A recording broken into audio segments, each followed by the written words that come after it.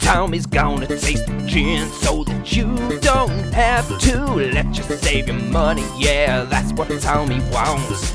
Minimal dilution, cause we wanna taste the gins. But if the gins are bad, then we will throw them in the bin. Now let's hand it over to Tommy, who is gonna taste. He's gonna get all rowdy and shout up the place.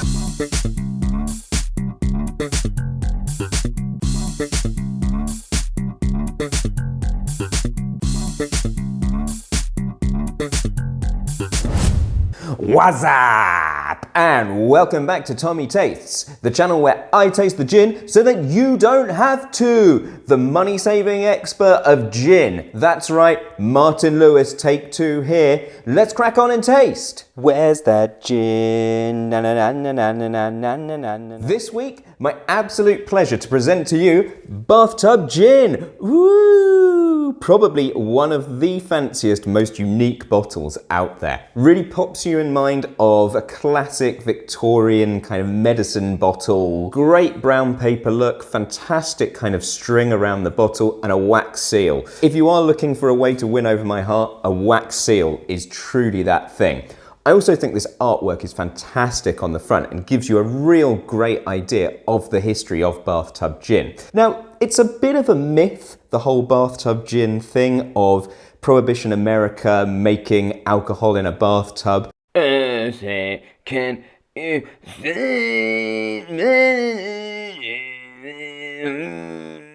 As far as I can tell, the only reason that the bathtub really came into it was to be not apparent to the police, so that the operations were incredibly small and the bottles that they were filling up could only really be filled from a bathtub, given that they were so tall. Now, this doesn't use a bathtub to distill, so really where the bathtub comes into it is more the infusion. You can't do distillation in a bathtub, it needs to be a closed apparatus. So what this does is it has a traditional copper pot still, and what you're doing is boiling the botanicals in there as you would any other kind of gin.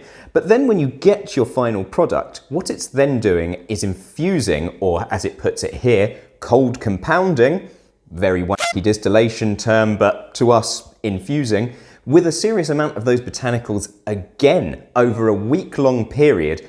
And then it's really moderated over time, continual sampling, until they get a product that they're really happy with and comes up to that bathtub gin specification. I want to be the person at the distillery who is continuously sampling this gin. Sounds like an absolute dream job. So there's not an awful lot of botanicals that are really unique to Bathtub Gin. You've got a juniper heavy spirit, but then you've got the traditional things like cassia bark, coriander. Maybe where it starts to come into its own is where you introduce things like cardamom, orange peel, and clove. So I think this is quite a classic take on gin and really seeks to see what you can do with the traditional botanicals. But I think it is going to be the cold compounding, infusing, that really lifts it and maybe brings out some more delicate things that maybe you miss with the actual distillation process itself. For this reason though, with the infusion, they're unable to term this a London dry gin. A London dry gin is something that is simply distilled with its botanicals or vapor infused distillation, but then nothing is added post distillation. No sugar, no maceration or infusion with other botanicals. So this is a very unique gin. It's not a flavoured gin. Now you will get things like pink Gordons or, I don't know, Edinburgh, elderflower and rhubarb, whatever it is. Now these are shitty gins, really, that take a fantastic spirit and just throw nonsense, horrible fruit in there and then top it up with sugar. These are gins for people that don't like gin, and the distilleries I've been to and asked about these gins have purely said we needed to make money. Makes perfect sense, but it's not fucking gin. So if you want to do this, just have, I don't know, one of those awful cookie and cream vodkas. Stop spoiling gin. If you're going to make a gin in such a way, make it like Bathtub do, where they are true to the botanicals that they are putting in at distillation point. That was angrier than expected. Let's have a taste. Oh, you haven't half wet my taste buds for a gin. Now, I have to confess that this is a gin that really fell off my radar about 3 years ago. I've tried this several times, and the last time I tried anything from Ableforth's Distillery, who make Bathtub Gin, was their Navy Strength edition. So it's coming in at around 56-57%, and I think we'll do a special on Navy Strength gin at some point. But it was definitely one of the best things I've ever tried. So I'm excited to go back to this and see exactly what Bathtub Gin is like. Now, I think one of the problems people maybe have with this gin, although not for me, is the packaging. Now, the best way to open it, you can see I've taken my handy little waiter's friend wine tool here and just popped the knife in and snipped around where the cork meets the neck of the bottle. And then it's very easy, just pop that out. But lovely cork there that's gone into the gin, and one of my favourite things, gin with a cork. And you might be able to see that we're working with a slightly off-colour gin here. It's got a yellowish tint to it, and that's a completely natural colour on the basis of the botanicals being infused into the gin. So you don't have that classic clear London dry feel to it. Let's get our nose in there and have a sniff. Oh yes, definite notes of pretentiousness.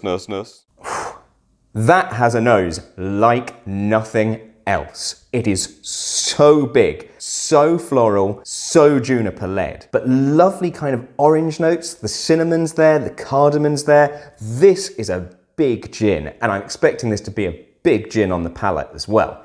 So let's crack in there and give it a go. Well, I'd say the main things that I'm into are mainly me and gin. That is astonishing. I was expecting to go back to this and not particularly enjoy it, but it is incredible. I can't say that the clarity of it is superb. I can't pick out juniper, cardamom, cinnamon, orange peel, coriander, but the taste of this is so intense and so harmonious. It takes all of those botanicals and makes this fantastic big flavour. They all complement each other perfectly. It's like a chef working in the kitchen, balancing out their spices and making a meal that's full, sprinkling a bit of salt in there and bringing it all to life. That's what this gin is. It is phenomenal. The things that stand out to me most have to be the cardamom, have to be the cinnamon, and that is a match made in heaven. It is so nice, but there is something really nice, sweet and citrus. Let's get some ice in there and see how it changes the flavour. Yeah, well, recently I've been working on this magazine. It's all about my balls. It's actually surprising how little the ice cubes really changed the flavour of this gin. It feels just as bold as it ever did. Maybe the sweetness of the orange is now coming out a little, but I get the heavy juniper, the cardamom, almost like a kind of pine needle like note that's going on in there as well. It's going to be very interesting now to see how dilution affects this gin, given that it was so full still with that ice cube. I'm just going to pop a splash of water in there and let's see how that really changes the flavour of it. Oh, you dirty girl, get right down my throat.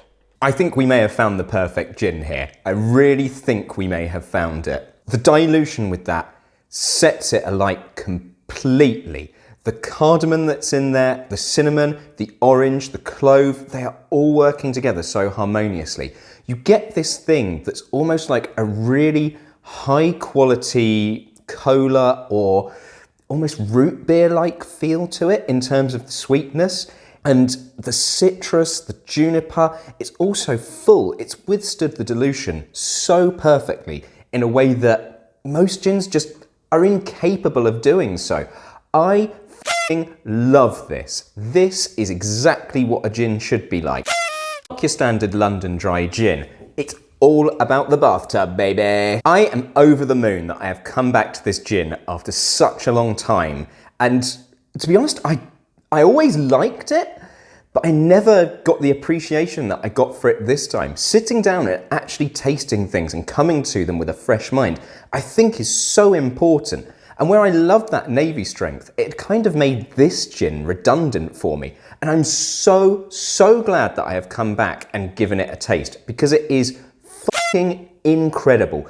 Buy this gin at £30. I cannot think of anything much better. Another thing to mention on this, and I think this is the key like we were talking about with Gin Mare, is that ABV that's gone with it. This is 43.3%. As I always say, I'm looking for something around the 43 and above mark. And I think 43.3, they'd worked out the perfect dilution where all of those botanicals, all of the infusion really just comes into its own and it works so well. The criticism I had seen of this gin prior to this review is that this gin is bitter. A little bit of Monica in my life, a little bit of it. There is nothing bitter about this gin. I cannot stress how non-bitter this gin is. If you're looking for bitter, you need to go for something like, I don't know, pastis or really nasty like ouzo, sambuca stuff. I'm not sure where people are getting that bitter note from, unless they don't like gin. And generally speaking, people don't like gin. People buy Edinburgh gin, rhubarb and elderflower, raspberry and blackcurrant. F off, stop buying that. Buy this gin, you stupid p***s. Oh, great, the bit where I have to pretend to care about cocktails for a while. You know how snobby I've been about cocktails on this channel. I f***ing hate cocktails. I think they're the worst thing imaginable. However, I see no reason why you could not make a decent cocktail out of this gin. I'll post a link in the description to some of the cocktails that Ableforth suggest going with this gin. And the gin has such power, body, I don't see why it wouldn't be able to cut through all of those things that you're putting in and messing up the gin with to make a decent cocktail. I will try doing it myself and will report back in another video. However, this is a perfect sipping gin. The alcohol is not overpowering and it tastes phenomenal. So just have it as it is. Stop stressing about cocktails. There's no point stressing about cocktails. Don't cocktail it, don't cocktail it, don't cocktail it. Okay, maybe a cocktail on this occasion. Hey boy, hey girl, like and subscribe, here we go now. Like and subscribe, yeah. Like and subscribe, yeah. Like and subscribe, yeah. Fucking boy, like and subscribe, yeah. Like and subscribe. Wow, like and subscribe, yeah, yeah. Like and subscribe, wow, like and subscribe.